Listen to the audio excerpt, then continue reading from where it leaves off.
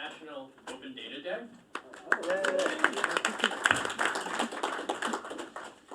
And this is actually the end, in New York City, it's the end of our Open Data Week.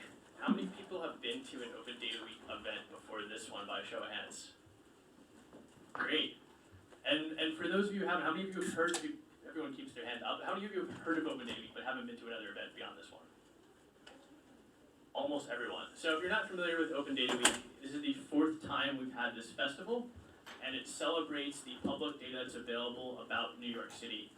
And it's co-organized by my office, the Mayor's Office of Data Analytics, and I would be remiss if I didn't mention Malgosia Brainiac toward the back of the room, who was instrumental in helping to organize this year's festival. Wouldn't have happened without her. So events around the city that we co-organize with Data NYC, and this is kind of the grand finale of Open Data Week. So if you're interested in learning more about open data, if you have other people you know who would like to know more about open data and don't quite know how to get started, this is every year. While this is very loud in the room, only these are feeding into the live stream. I don't think that one works. I could try that one. Yeah, no, I think if they're blinking, they don't work until and if they're on solidly, they're on. So yours works. Mine doesn't. yeah. I could share my. We can we'll figure something out. If you do both, just stick a little closer to that one. That'll be good. All right, we'll be very friendly. So anyway, this is the last day of Open Data Week, but I would encourage you to visit the New York City Open Data site just generally. We have engagements throughout the year. You are, so I don't put your name up wrong. Thank you. And otherwise, we will have another Open Data Week next year with more events. This year's events had everything from how to build an app with open data. We had a few hackathons, we had a scavenger hunt, we have data arts and crafts, and of course we have School of Data. But now that I think we have a critical mass of folks here, we should probably get started. So the name of this session is The Future of Open Government Portals and Programs. And basically, New York City, where we are, released a plan at the end of last year about what we intend to do with our open data program over the next decade. And I'm going to talk a little bit about that, and then I'm going to turn it over to my panelists, and we'll have a conversation about what that looks like from their perspectives. But before I talk, here are my co-panelists, and we'll just let them introduce themselves. I think, Chris, Do I hold this? You probably should talk into there, that way you can get the live stream. All right, hello. So my name's Chris Whong. I've been open data enthusiast for close to a decade, I guess. But recently finished a tour of duty for local government, working at the Department of City Planning, where I founded and led a digital services team, basically building apps that help citizens understand the planning realm, but also consuming a lot of government open data, which was awesome to be able to be pulling it right back in from other government sources and making it useful for the public. Right now I work at a company called Query, which is a version control system for data sets, which we hope to be an important part of the open data movement from here on out. So I'm here, not really in government anymore, but I've worked adjacent to open data programs. I'm kind of an open data pundit these days. But yeah, happy to be here. Hi everyone. Oh, sorry, have I stolen your... Hi everyone, I'm Natalia Domagala, and I'm the Head of Data Ethics Policy at the UK Government Department for Digital, Culture, Media and Sport. And I work in the Transparency and Ethics team, so we also work on open government and open data. And I was previously working for an open data organization, so I've been in this area for a while. Hi everyone, my name is Ivan Metzger. I'm a strategic advisor for the Census Open Innovation Lab. So they're a team within the US Census Bureau, America's largest statistical agency, and they foster cross-sector collaboration to kind of activate data for social good. And before joining COIL a year ago, I was at the US Department of Education where I led their open data program for several years. So super excited to talk about the future of open data. And I'm Zachary Feder, manage the open data program at the Mayor's Office of Data Analytics. I'll talk a little bit more about that in a second. but before I arrived at the Mayor's Office of Data Analytics, I spent 11 years at the city's Parks Department in a variety of roles, including operational analytics, communications, and helping to set up their open data program. So with that, I'll talk a little bit about what New York City has released. So New York City Open Data, for those of you who are not aware, which I think by now between the different keynote addresses and the many wonderful talks today, everyone has a pretty good idea, but just at a really high level, the Open Data program is run by two teams working in tandem. Our team at the Mayor's Office of Data Analytics, and we work in conjunction with the city's IT agency, known as Do It. And we also work with city agencies, so there are about 100 different people who publish data, agencies, offices, really in every aspect of city government operations. So every time streets are cleaned, there's a data point generated. Every time a tree is planted, there's a data point generated. Every time any kind of interaction happens that the government is responsible for, there's some piece of data being generated there, and Open Data is releasing that information to the public. So I will go through a very brief overview of how we got here to this plan for the next decade. I think Noel had this in his keynote, but there is basically a bound paper document where if you're foiling, if you're putting in a Freedom of Information request for a data set, you know what to ask for. It gives you a directory, and you can see for each agency what data they have available. And this was released, the first edition was in 1993, and that's actually before any of these groups existed. This predates really all of the structure that exists currently. In the mid-2000s, about 10 years ago, there was this thing called the data mine, and that's the predecessor to what is now the New York City Open Data Portal. And how many people are familiar with the New York City data mine? A few people. Okay, wonderful. So basically it was just taking the data, and the theory was that if we put it out there, people would use it.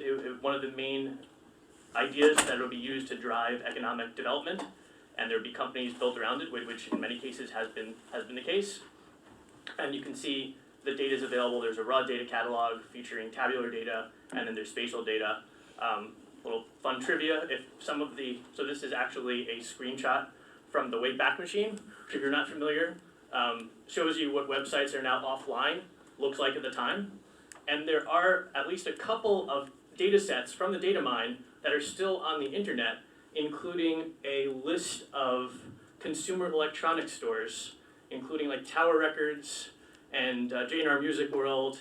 There's a bunch of Radio Shacks. So fun little piece of trivia around the data mine and what still exists from the data mine. So this is sort of where we are now. It's what I was describing before. And this is actually the cover of this is our open data report that many of you have picked up or seen online from the last year. And what's on the screen is the report from a couple of years ago. It's a scene around Union Square, and it shows where these different city operations are occurring. Again, different data points are collected, so every time the Department of Sanitation empties a garbage bin, every time a street is paved, every time parking tickets issued, all these things are generating data.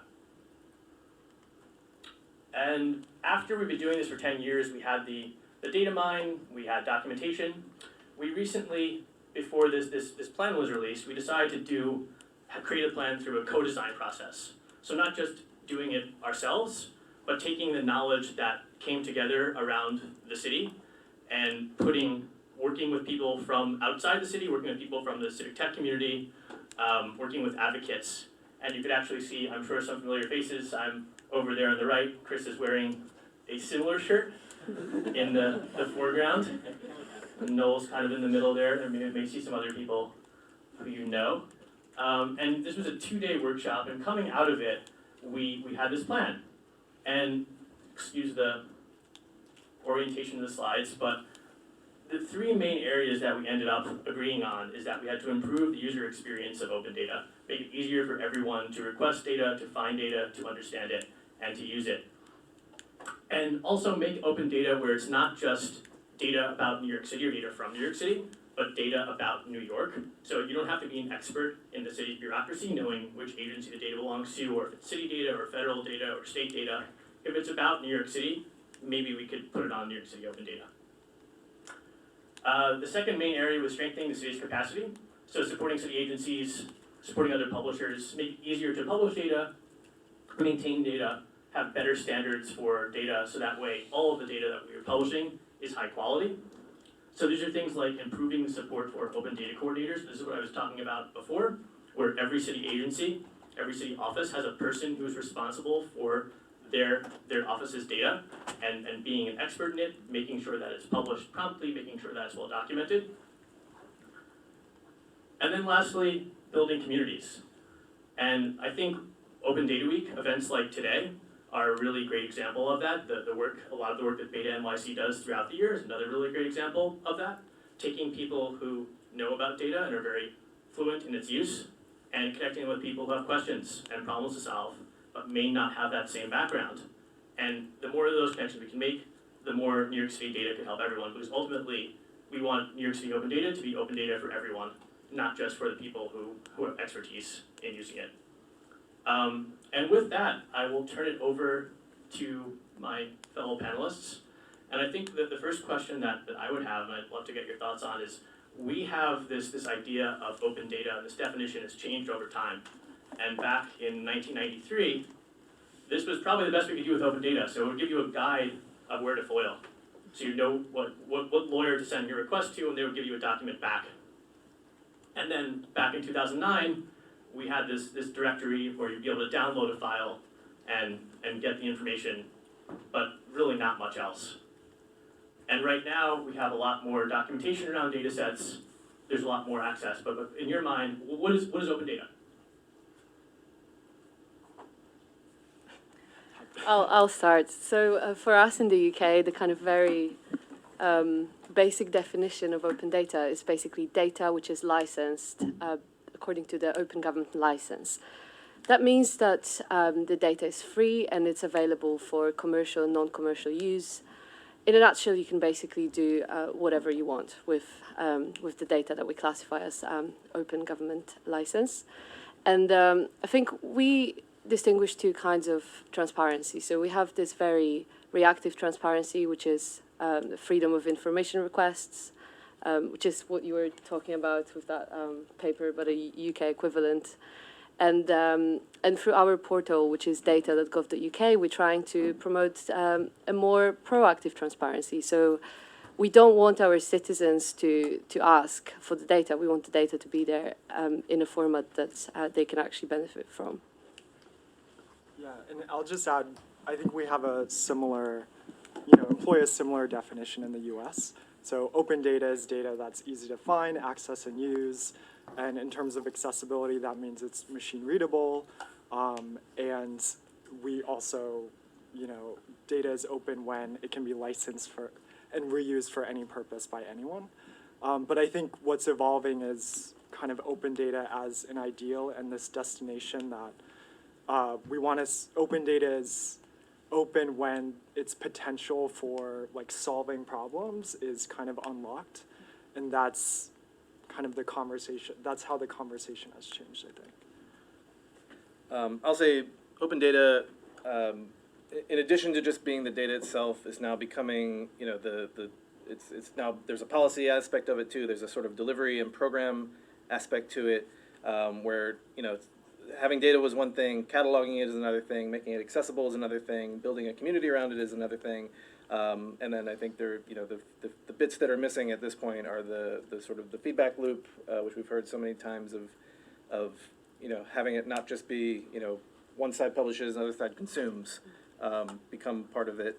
And then also just I would say open data transitioning away from a dumping ground for transparency's sake into an actual ecosystem, not just for the typical consumer of open data, but also for as Gail Brewer mentioned this morning, government is the ultimate is the ideal first consumer of open data as well.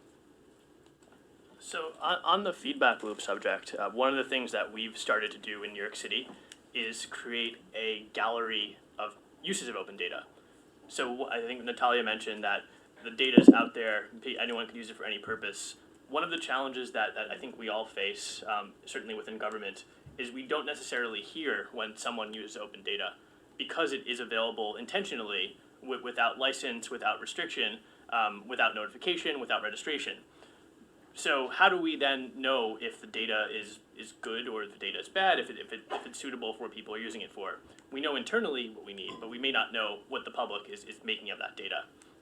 So we have a project gallery where people can submit projects that they've used open data for, and that has been one of the ways where we can then see how open data is being used, not just within the city, but also around the city through private industry, through nonprofits. I think one example, and I don't have it up right now, I might pull it up actually in between, but there's a group that looked at pedestrian safety based on the motor vehicle collisions data that NYPD released. There's another group that looked at wastewater and how the city sewer systems are set up based on data that the Department of Environmental Protection has released. So there's all these different uses that we maybe never thought about when we release data. I know in the federal government, the census, there's something very similar. And if Ivan, if you could talk a little about that project. Yeah, sure. So the Census Open Innovation Labs, one of our flagship projects is the Opportunity Project. And that's basically the initiative is to help companies, nonprofits, universities, and students turn federal open data into new technologies that solve civic challenges. And so we run 12-week product development cycles where we kind of work with agencies and national advocacy organizations to identify national challenges. And you can kind of think of the cycles as extended hackathons with a lot more structure and support. So as teams are building against kind of problem statements, and these are things like, you know, how do we address the opioid crisis? How do we improve this in STEM education? We connect them with a coalition of kind of experts drawn from across sectors. So not just federal data stewards who can kind of help these teams wrangle federal data. We also connect them with policy experts as well as community advocates. And so it's kind of this idea that cross-sector expertise and the answers that come with it are always only an email, call, or meeting away. And as kind of teams are trying to solve, you know, problems that are attached to really complex social issues, they're able to navigate the policy context and they're able to authentically address the needs of the community because they're able to tap into cross-sector expertise. And so that project, it allows us to, the federal government, to focus kind of innovation, data-driven innovation on specific civic challenges and to bring people across sectors together in that work. And Natalia or Chris, do you have any thoughts about the partnerships between government and or maybe success stories between government and either nonprofit or for-profit enterprise? Yes, definitely. So in the UK, I think the reason why the open data ecosystem is, I'd say, quite vibrant and quite successful actually in the grand kind of scheme of things is very active civil society groups that basically, first of all, tell us what kind of data they would like to see. And if the data is not, if the quality of the data is not good enough, they will also tell us. But luckily enough, they also have the right expertise and skills, and they often just offer to help. And we have a few success stories. I would say my personal favorite is the grants data because, so I'm not sure how it works in the US, but in the UK, it's not compulsory to publish grants data. And the organization that I actually used to work for, that's why I say it's my favorite example, they're called 360 Giving, and they basically developed a data standard for publishing open data, open grants data. So all the big grant giving organizations can publish their data in this standard. And that also includes government, because government gives quite a lot of grants. And at this point, we've published 4 billion worth of data, 4 billion pounds, sorry, worth of data, grants data from the central government, which I think is quite a big achievement. And this would have never happened if it wasn't for the very active civil society groups and the 360 Giving as an organization, basically providing hands-on support and help with the data. There is also Open Contracting Partnership. They're quite active in the US, so I'm sure you've all heard about them. but their kind of thought leadership and support made us become the first G7 country to release contracts, public procurement contracts on a centralized platform. So I would say we value those partnerships very much, and that's one of the biggest kind of driving forces behind the UK's open data success. I can talk about, I guess this is a smaller win or a smaller story, but working from within government, we built a tool called Zola. Raise your hand if you ever used it. But it's basically an interactive map where you can see, find out information about properties around the city, understand zoning and things like that. But we have this sort of, now we have this sort of layer collection, and everybody wants one more layer that can suit their needs. So one that popped up and it, came up over a GitHub issue was industrial business zones. These are not something that city planning regulates, they're something that the EDC regulates. And the available information on them was a collection of PDF maps and a collection of PDF lists of BBL, or lists of lots that are included, but no actual data. And there was demand for it, and led to the sort of traditional government approach of like, let's have some meetings and decide how we should share data. And I was like, everything else in Zola is built on open data. If you want it in Zola, you have to open it. And they said, well, we can share it with you as long as nobody can download it. And I said, that's not how this works. So I foiled it. Didn't get an answer to my FOIL request, but they did actually publish the data, which I think those two things are connected, but I never got a straight answer on. And now they're in Zola, but you can also download them and use them in whatever else you want. And these are the kinds of little stories where, pushing just a little pressure in a certain place can result in, a little direct win that we can benefit from, but because something is published and it wasn't before, now, the other use cases or other places where that can show up that I wasn't thinking about can now compound on top of that. And just for another local New York example, I think Noel talked about this a little bit in the keynote, the existence of open data law in New York City is somewhat unique. Many cities have open data as a policy, but not something that's formally enshrined in law. And really, that law and the series of laws that have succeeded it, everything from requiring plain language documentation for each data set, requiring geospatial standards across data sets, regardless of who created the data or what agency owns it, and a whole other host. I think there's been almost 10 different revisions to open data law since it first passed. But it is really a result of people from civic tech, civil society, working groups like Beta NYC, groups like Reinvent Albany, working with the government at the time, and also working with elected officials, people like Gail Brewer, who were able to advocate and see beyond what was possible currently and what might be possible if we were to make more information open. And another example of this intersection of people who have different interests around data being available.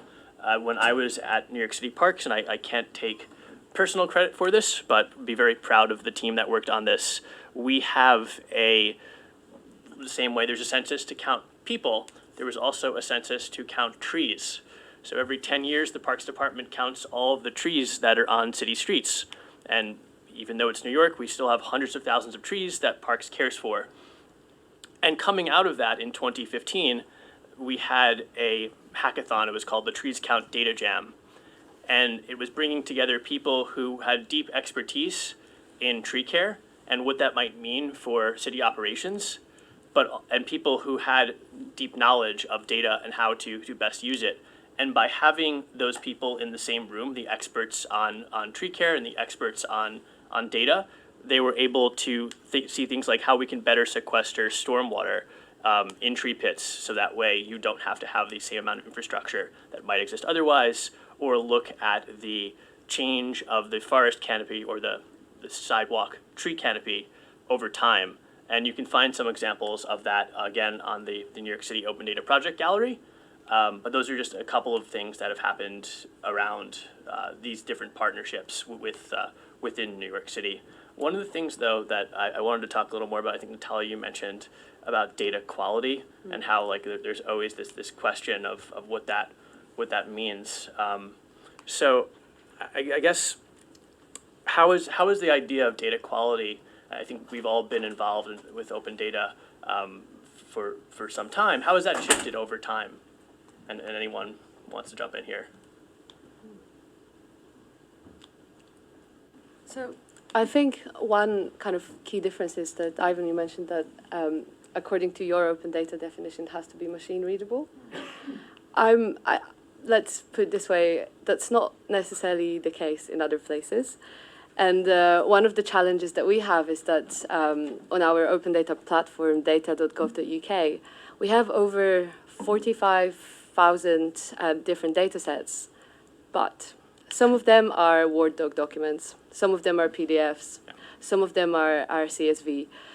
So there is a lot of data out there, but the question is the data good enough for developers to actually do something about it? And this is actually something that we are now looking into, and some of my colleagues are working really hard right now trying to rethink, what's next in open data. Our last open data policy paper is from 2012.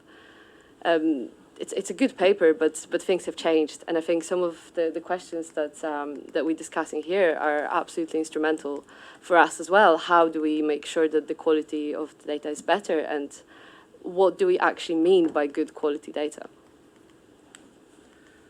This brings to mind this sort of perpetual government problem of never, we can never actually ever share anything until it's 100% done and completely perfect.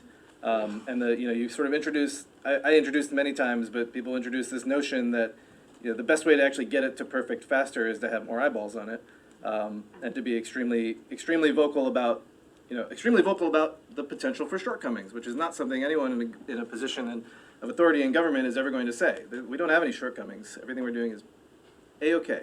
And that's, we have to break out of that culture. We have one example anecdote that just happened recently is a new data set that was put out, the bicycle counts. There's 7 million rows in this data set, and it was just released in December, and I got the opportunity at work to just do some very light analysis. I just made I was bucketing by day and just doing some simple charts. And we saw an anomaly where, 2 days in December on one bridge, there was triple the traffic that there should have been in December. And we did see spikes where it gets warmer and more people are biking, but this one was way out there. And I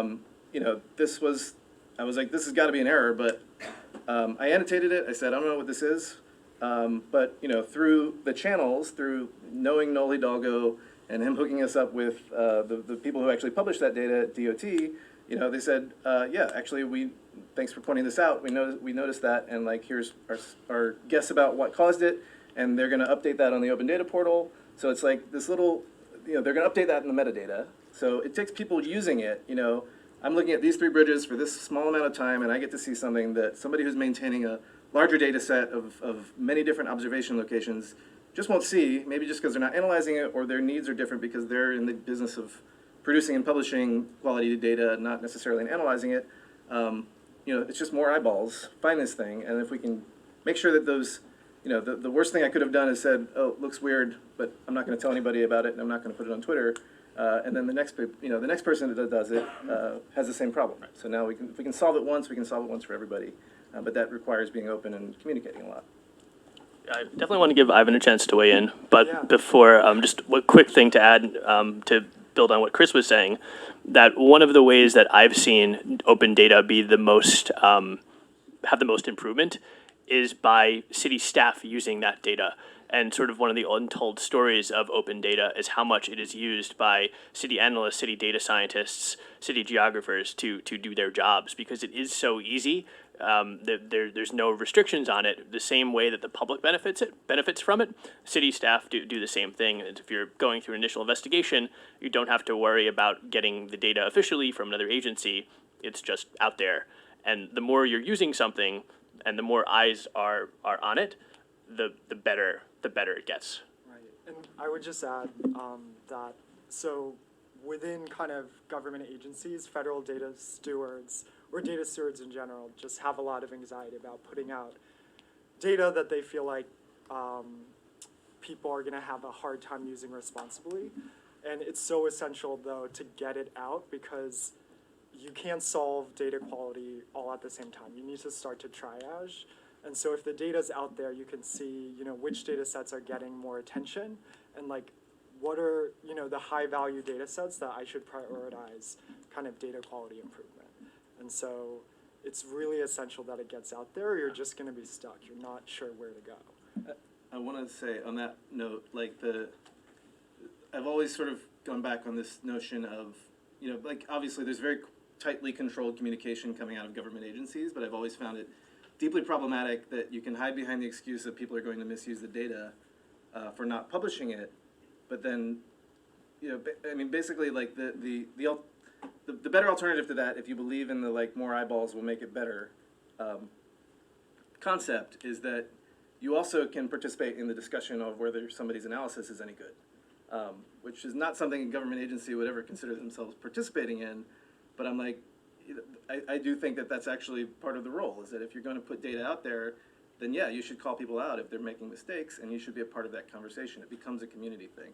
It reminds me of a time when we actually did, I did some scraping work in Maryland's, for Maryland's real-time bus locations. What was it? Maryland. Anyway, a private actor, basically was able to pull in real-time bus data that was not released under the normal standards, but because we did some code for them, they were able to pull it into their app. And they basically claimed to save, the taxpayers X $100,000 in one day, just because that was the excuse for not having the data in the other format. And the MTA in Maryland actually called them out on it in a blog post. And I was like, that's awesome. I love that, that an agency can respond that quickly and not have it get tied up for a week in a press office review or something like that. It was great. I think, if anything, that's actually a great advantage of open data, the fact that you can have whatever information you put out there corrected and enriched by the collective public intelligence. And there is a really great example of that from Canada, actually, when they made their museums data open. And they enabled researchers to kind of, if there was a problem with data, if they noticed that something was not right, I think they were able to message the people who kind of looked after the data set, and they would fix it within maybe, I don't know the exact time, but it was really quick. And then, you had this ongoing conversation about, first of all, the quality of data, second, the specific research problem that it was about. Just wanted to add also to your earlier point about that, one of the best incentives to improve the quality of the data is to convince the government officials to use it. And that's worked really well in the UK as well. So we publish our procurement data. So it's compulsory to publish procurement data over £10,000. And now there is a team in our cabinet office that actually takes this data and they use it in their internal dashboards that they use to make their further kind of procurement decisions. And at some point, they also realized that, okay, this data is really good, but what can we do to make it even better? And that was just the beginning of the conversation. And now we have a commitment in our National Action Plan for Open Government to actually add a little bit more nuance to the procurement data that we have to track this process fully from the very beginning, from the moment the contract is signed, to the evaluation. And one of the reasons why it happens is the fact that the government officials see the benefit of using that high quality data as well. So it's not just for the civil society groups, it's also for us and for our daily work. So actually building on that point, one of the successes that we've seen in New York is thinking of two examples in particular of some of our most popular data sets. One is from the city's Taxi and Limousine Commission. And what they have done is taken the data that they use for their operations, that taxi drivers, that for-hire vehicle drivers need, what vehicles are available, what drug tests are needed, and put that all online for those drivers to see. That way, that data could be used by anyone, by any of their licensees to see in real time what is available. Another example is from the city's Department of Administrative Services. And for anyone, I don't know how many government or New York City government folks we have in the room, but for anyone who's ever taken a civil service test or wondering where they are in a specific list. All that information is now, it used to be like, I think you have to call someone and get the hotline and wait on hold, and now it's just on open data. And because those data sets are both on open data, they become very high quality data sets because there's a lot of eyeballs on, a lot of people using them. And I guess any further thoughts about use of data and how that's improved quality, either within government or outside? Yeah, I think so. A big part of kind of the value for federal agencies to participate in the Opportunity Project, for example, is that the agencies learn a lot about, how the status of this data, how well it can be used to solve specific problems, and policy experts are exposed to that knowledge as well. So often, we'll define like challenges that the federal government is interested in solving, and then policy experts and data stewards get a really close view of people trying to use government data to solve those same problems.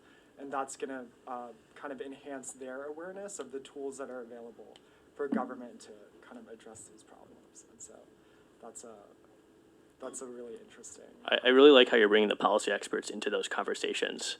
Yeah. Again, people fearful of someone misusing the data. Well, if you're in the room with them and can tell them about what exactly is intended by a certain value or what a null value actually indicates, that could be really, really important. I guess in lieu of that, the other subject that sort of came up around the conversation was about documentation and metadata. Anyone have any thoughts about the importance there? That's something that we've really realized over the years, again, going back to the data mine, where it was basically a data set with a very short description, not much in the way of any documentation around it. And now when we release a data set, one of the things that we're looking at for our new standard is just having like, how does the government use this data in its operations, and sharing those use cases with the data set. What does each column mean, what does each row indicate, and having really a data set level, but also a down into like every acronym needs to be defined, or maybe we just get rid of some of the acronyms if we don't need them. And how do we really take this and communicate it at a level that anyone can understand? So if I look at the normal data set on the Open Data Portal right now, there's probably some metadata that's just baked into a column name if it wasn't defined elsewhere, and you just have to like look at the data itself and you can understand more things about it than just knowing its name. There's the structured metadata that comes along with the data catalog part that can be queried and is basically its own separate database. And then there's a bunch of metadata inside of a file, which you guys maintain, right? Which is like not you guys, but it's like a multi-tabbed spreadsheet basically in it. Which we call the data dictionary. Sure. Yeah. So the data dictionaries, so that is kind of yet another, I guess, deeper dive than the catalog level metadata. So now that's 3 different places I need to look. I think where I would love to see us go is this is kind of to a place where these things are structured and portable, and more importantly can actually live more closely to the data. This is something that we're pioneering at Query to make these things all really live together under one document, and then version together. So a change in metadata is a change on the same level that a change to data content is, because they're all really one thing together. So I think it's probably just the legacy of the era of open data portals is that you're basically making data. You have database data, and then you have another database with stuff in it, and then you have other databases, and it's kind of connecting them all together in via web UI in a way that people can figure out, but it becomes chaotic very quickly. Yeah, and I would add something I'm really excited about. So there's so much data that the person hours it takes to describe all of it is like astronomical. And so now there's emerging data catalog solutions that are using machine learning to basically analyze data up front and infer how it should be described. And for data stewards, it can kind of give some options, and the work is much less. It's just checking the analysis and seeing, is this okay to approve or not? And I think that's something that we need to invest in. And I also am really interested in you know, how can we kind of democratize how data is described? So like, you know, almost any content-rich website, like YouTube, Spotify, they allow users to organize and describe the content in some way and tag it. And what that allows is that the insight of the people kind of out there using this content that's able to be reflected on the portal, and other people can take advantage of that. And a lot of government open data portals, only the government is describing and organizing it. And one of the things we do in the Opportunity Project, so we have these cohorts, they work together over 12 weeks, and they arrive at a lot of insights about how the data can be used, which data sets are really useful for different problems. And last year we realized like it's, you know, not okay that those insights stay with this cohort. Like we need to open source that. So we created just like a very simple hub of like recommended data sets organized by problems. And we can say, you know, these data sets were test driven by industry essentially, and informed by, you know, expert recommendations from federal data stewards.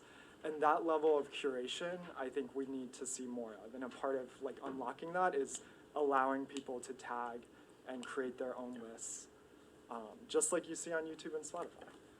To your comment on the democratization, one of the things that we actually spoke about during this design process for our strategic plan is what would it be like if we almost had something akin to Wikipedia for data set documentation, where anyone can make edits and there'd be some question of that person's reliability. So there'd be obviously like there'd be some final review before the edits get put live. But if we could have something like this, and I know, Chris, you're nodding because this is a lot of what you're looking at. Well, what I'm going to say is that that doesn't have to end at documentation, Sure. right? It works for data itself. Yep. And the notion of authoritative because it came from a government agency is can kind of fall flat very quickly. And it's not, you know, it's whether or not it's right. And I'll use like year built in Pluto as a great example of this, is that, you know, there is a true year built for every single building in New York City. They align on the decades because they got rounded down in some system or the other over the years, and these are all the inputs that go into Pluto that Amanda and the team at City Planning don't have control over. But you can research the individual building and come up with the truth and provide good documentation for it. And the ability to contribute that back to a data set in a very structured way, kind of the same way that we contribute back to open source software projects as developers, or that we contribute to OpenStreetMap or Wikipedia, and it's got my name on it. I can write a little message that says, just go look at this newspaper clipping on the New York Times archive, and you'll know that the year built is this. Right. You know, that's better than it came from the government, so it's authoritative. Yeah, it's almost who has the best incentive to maintain that authoritative data, and that's sometimes the government and it's sometimes not. Exactly. I would say one thing that we're looking to do is exactly to that point, have authoritative data about New York City. I mentioned this a little bit earlier, regardless of its source. This is a lighter-hearted example, but something we published recently that many people in this room might have heard of is data from the Central Park squirrel census. So I used to work, I mentioned, in New York City parks in a communications role, and one thing I would get asked all the time is why squirrels were more squirrels or fewer squirrels, or what we did with the squirrels, and we'd never be able to answer that question. And now there's actually data about squirrels, and it doesn't come from the government. It comes from this group from Atlanta who came up and counted squirrels with volunteers, and we have that data on the open data portal because we don't have better data about squirrels in the government because the incentive is just not there to count squirrels. So that's a bit of a ridiculous example, but that's where we're going, and we want to have more data. Again, it shouldn't matter whether it's from where it's from, as long as it's authoritative. We want to share it. With that, and just given the amount of time that we have, would be happy to open it up to questions. So we're running at 15 or so minutes. So on the topic of how government is using the data, maybe open data, maybe also how it's generated, in a panel earlier with the city council's data team, they were talking about their reporting bills and how they're actually getting agencies to report and create new data sets potentially that may not even existed before the FOIL, based on their research questions essentially, right, or specific data questions they want to ask. I was curious what you guys think about how that fits into this conversation about data, does it change anything? It just seems like a different and new way of doing things when the legislature has a data team. I mean, just to start, I would say a lot of the data that we publish currently is kind of the raw data, agnostic of question. And there are many ways you can look at that, and sometimes there is an accompanying analysis that is available, and sometimes that's published as well. But generally, it's the data that's generated from government operations without a specific like analysis or summation, unless we have to do that. Any other further thoughts on that? Could you rephrase the question? Sure, I guess it's interesting to me that the city council's data team is compelling agencies to report data for the purpose of their research questions, right? So it's not just publishing with something in mind, but that data also then becomes open data, right? So it just seems different than the previous FOIA requests. An agency had a particular data set on hand and you can request it. Now it's, hey, we have this question, you have to generate the data set for us to answer this question, right? And I'm just wondering how that fits into open data more broadly. Is it new or interesting or different, or maybe it's not? I don't know. It just seemed kind of new to me. Yeah, so I can give an example. At the U.S. Department of Education, so this administration passed a law that was, or not a law, it was a presidential memorandum, basically requiring the U.S. Department of Education to release program level outcomes. So basically, the U.S. Department of Education needed to create a data set of universities across the country and the outcomes of the students at the college program level, and that didn't exist. So that required teams to kind of come together across the department and create this data set. And I think that's a thing that, it sounds like that's a thing that would happen pretty regularly, and certainly now where I think there's greater awareness about the importance of data, and certainly there, for this administration, kind of the angle that they want to see this data out there so that people can have informed choice. They can make better choices about where they go to college and the programs that they enroll in. So I think, yeah, there's more of an awareness of how data transparency can be kind of a policy lever. And so I wouldn't be surprised if other agencies had similar policies coming down that basically was, telling agencies they needed to create new data sets. I suppose for us, we on a national level, that probably, definitely works differently to a kind of city council level. But for us, we go with this rule of transparency by default. So we basically publish everything unless there are really good reasons not to, and those reasons tend to be either national security or data privacy. So I think because of the amount of data we publish, we probably don't get that as often because most information is already out there. The question is whether the quality is good enough to do what the researcher is intending to do. But I think usually it's good enough. So. And just to clarify, we do have the same public by default policy in New York City with the similar exceptions around privacy or security, but I think to your question, if there is a request that requires creation of a new data set, that's not something that open data would have agencies do otherwise. It's publication of existing data that exists. I think we had a question in the front, and I want to make sure we get questions on the other side. I'm kind of leaning in this direction to get to the microphone, but yeah. So I was at the talk as well, and one thing that I learned is that a lot of the law legislation starts at kind of the council level, and so I guess maybe a little bit more community. And I was wondering in what ways you envision kind of educating councils and or local groups about open data, and just how to get people more aware of it and to use that to drive change. I'm wondering if there are any kind of citywide efforts to sort of address that. Yeah, I could start with this one. I would say today is one example.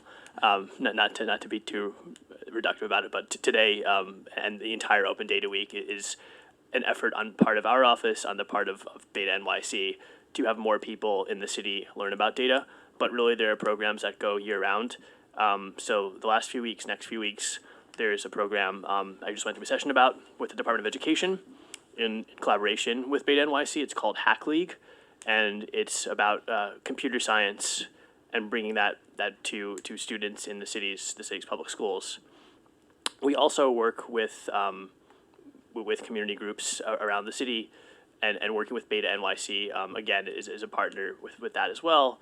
We've done we've helped them on working with the Queens Library recently, and there's actually classes still going on in libraries around Queens to teach people about open data, and it's kind of this open data ambassador corps.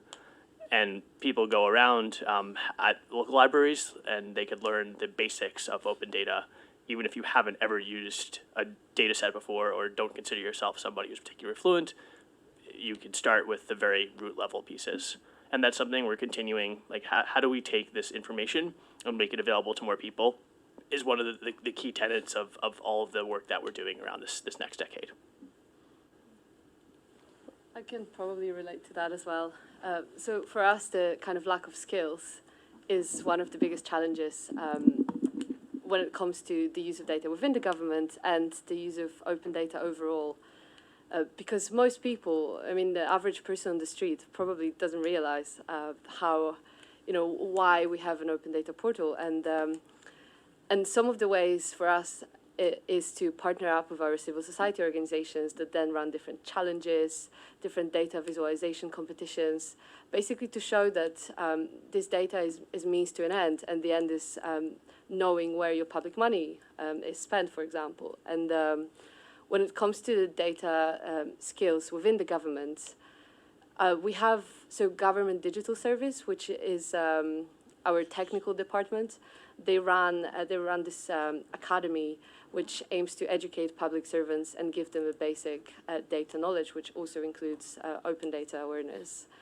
For us, as a policy team, we developed this tool called Open Government Playbook, and we're trying to integrate the use of open data and transparency in the kind of wider open government ideology, and we're basically trying to mainstream that through the whole policy process. So we encourage our colleagues in different departments to, whatever they do, whatever project, whatever policy they work on, to basically publish either project plans or just some basic, meeting details, just anything they can publish. We basically encourage them to publish on gov.uk, so then the public can actually read it, engage with it, perhaps participate in a decision-making process.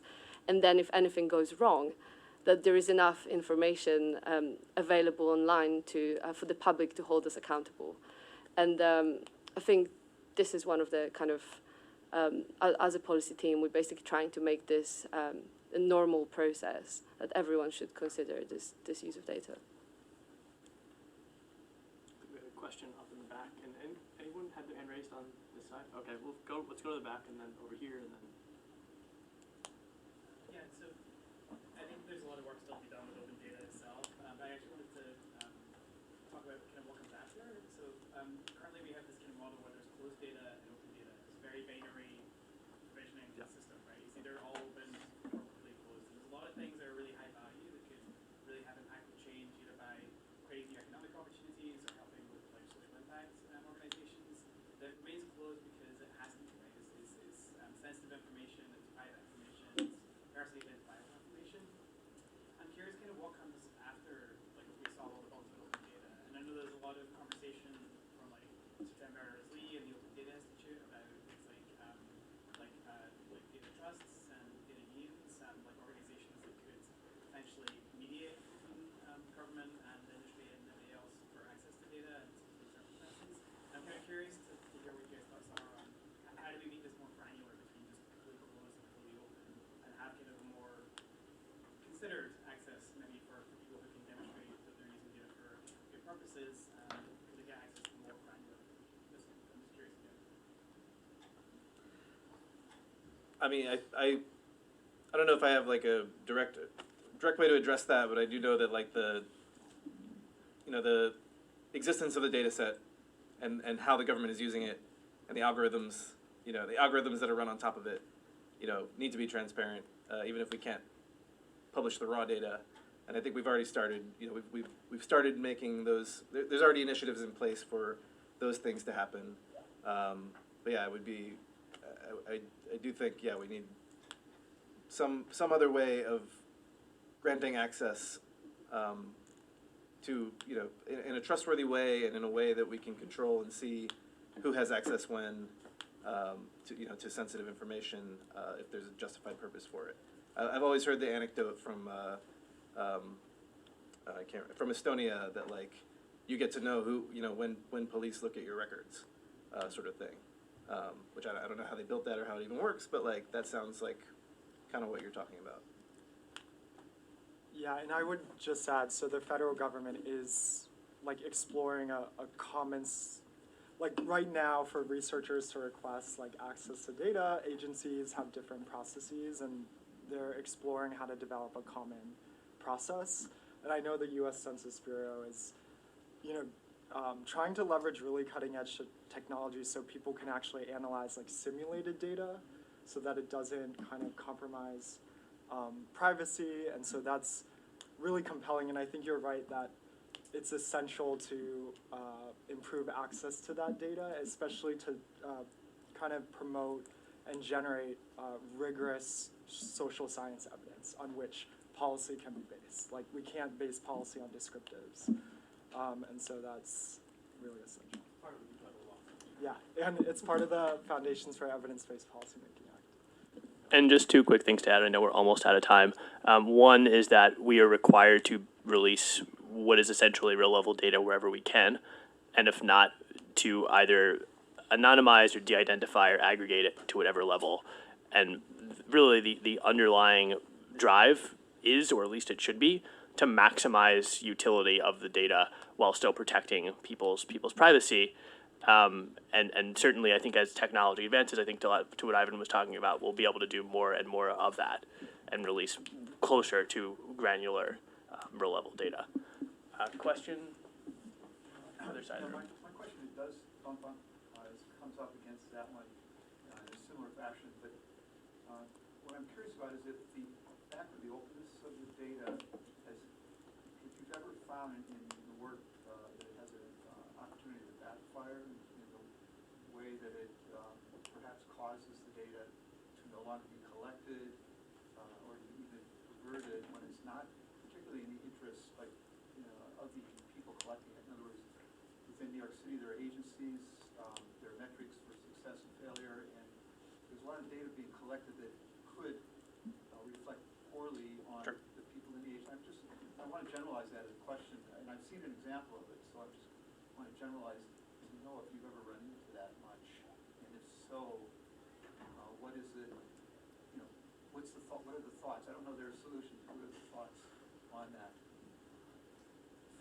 Am I clear? I think so.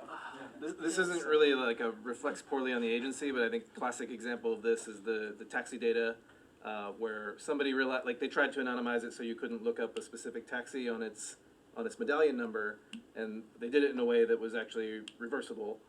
So somebody discovered the pattern, and then you could find an individual taxi with a location and time, and then basically track it. I was trying to phrase it in a way that Okay. wasn't addressing privacy or even security issues with Okay. the data, but more about agencies. We have multiple agencies in the city. They sometimes compete against each other for responsibilities and achievements. And data, it has a way of, when it's internal and private, to be used for their purposes. But suddenly, when it becomes open, it has a potential to reflect poorly on the individuals or the groups that are performing their duties. I've seen an example of it, and I'm trying to stay general, that it does exist, and I can sense that it would no longer be collected if it were impinging on their achievements or their duties. So I think for New York in particular, certainly if data is not collected, then there's no data to report. But and I will say that the open data in New York City has been an evolving journey over the past decade and will continue to, there's continued room for improvement.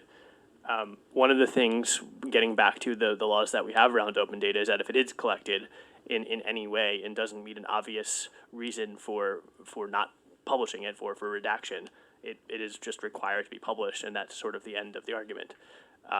Again, there's always room for improvement, but that is,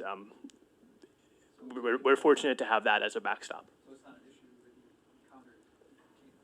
encountered? There are always, again, there's always questions of what should be published and what shouldn't be. Those are things we're working out all the time, and that conversation as it continues it becomes one where there's more and more examples of success, and we're able to convince people that the publication of the data is not only in the public's interest, but is in their own interest. I just had a quick question. If the New York City open data sets get funneled up to data.gov, how difficult is that to make that happen, or is it just Yeah, I think you have to ask the data.gov person in the back.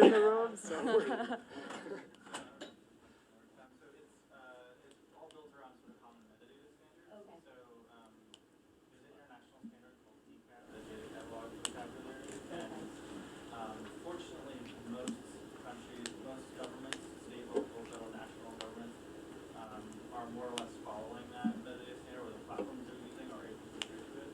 So with data.gov, the requirement for any state or local catalog piece initiative to do that is just updating those basic metadata standards requirements. And then there's also like a disclaimer that says that these may fall under different laws and data usage requirements and things like that. But it's an important distinction that you're not actually pulling the data up, you're just pulling the catalog entry up, right? Yeah, so when you hit download, it's still coming from one spot. It's just kind of spreading the discoverability around. great? Thank you. And I think with that cowbell, we are probably out of time. Happy to answer any more questions that you have, but just a thank you to my fellow panelists. Round of applause for all of them for joining today. And in particular for flying across the country and over the Atlantic to be here. Give me a reason to come to New York, I'll be there.